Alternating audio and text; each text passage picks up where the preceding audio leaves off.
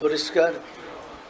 আদম থেকে শুরু করে যত যুগে যত নবী রাসূল এসেছেন, সকল যুগে আগের যুগের নবীর যে উম্মত যারা ছিলেন, তাদের মধ্যে যারা কিতাবী আলেম হয়েছে, তারাই পরবর্তী যুগের নবীর বিরোধিতা করেছে।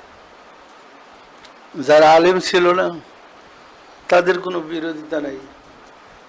যারা আলেম ছিলেন, তারাই তাদের বিরোধিতা করেছে। ঈসা আলাইহিস সালামের যুগে মুসা আলাইহিস সালামের উম্মতদের মধ্যে যারা আলেম ছিলেন, তারাই বিরোধিতা করে বাদশার কাছে কল্প কাহিনী বানায়া যে তিনি রাজত্ব দখল করতে আসেন, এগুলা বলে ঈসারে শুলে চড়াইবার ব্যবস্থা করছে। যদিও কোরআনে আল্লাহ বলেছে যে আমি ঈসাকে শুলেও চড়াই নাই, হত্যাও করে নাই, আমি তাকে আমার কাছে ওঠাই নিয়ে এসেছি।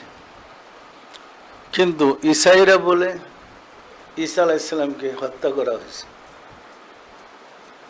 ঘটনা ছিল যে নেতৃত্ব দিয়া হত্যা করতে গেছিল, ওইখানে যাওয়ার পরে আল্লাহ তার চেহারা অবিকল ঈসার চেহারা বানাই দিয়েছে, আর ঈসাকে উঠাই নিয়ে গেছে। ফলে সবাই মিল্লা তারই পিটাইছে, মাইরা ধুইরা শেষ পর্যন্ত শুলে চড়াইয়া তারে হত্যা করছে। পরিষ্কার, এই কাজ কি আল্লাহ পারে? ইসলাম ধর্মে বলে ঈসাকে সপ্তম আকাশে উঠে নিয়ে গেছেন, আবার শেষ জমানায় ঈসা আলাইহিস সালামকে পাঠাবেন। কেমনি আকাশ থেকে নামাই দিব? তাহলে আবার মায়ের কোলে হইয়া তার আসতে হবে। পরিষ্কার, ঈসা আলাইহিস সালাম যদি আজকে মায়ের কোলে জন্ম নেয়,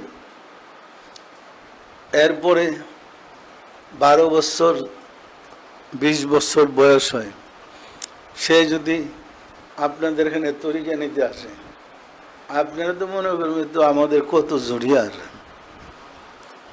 কি। কিন্তু আপনার যদি পাওয়ারওয়ালা চশমা চোখে লাগানো থাকে, অন্তর্চক্ষু খোলা থাকে, তাহলে না আপনি বুঝবেন এটা কে। তো বোঝা কঠিন। আপনি যদি ফায়েজের ব্যাপার বুঝেন, তাহলে বুঝবেন এটা কে, নয়তো বোঝা কঠিন। আপনি তো তার জুনিয়র মরে করে ধমকাইতে থাকবেন কি, কিন্তু তার তো কোটি কোটি অনুসারী তার জন্য দোয়া করতেছে।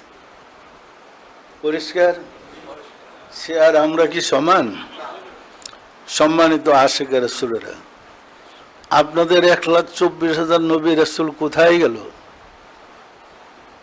এরা তো শিক্ষক রূপে প্রেরিত হয়েছিলেন। 1,24,000 নবী রাসূল তো শিক্ষক রূপে প্রেরিত হয়েছিলেন, তারা কোথায়? আজকে আমরা আরেকটা হাদিস পেয়েছি, হযরত আলী কারিমুল্লাহ ওয়াজহু বলেন যে আমার মাঝে ধৈর্যের কথা বলতে গিয়া কিছু সাহাবা বলছিলেন, আপনি এদের বিরুদ্ধে তরবারি ধরছেন না কেন?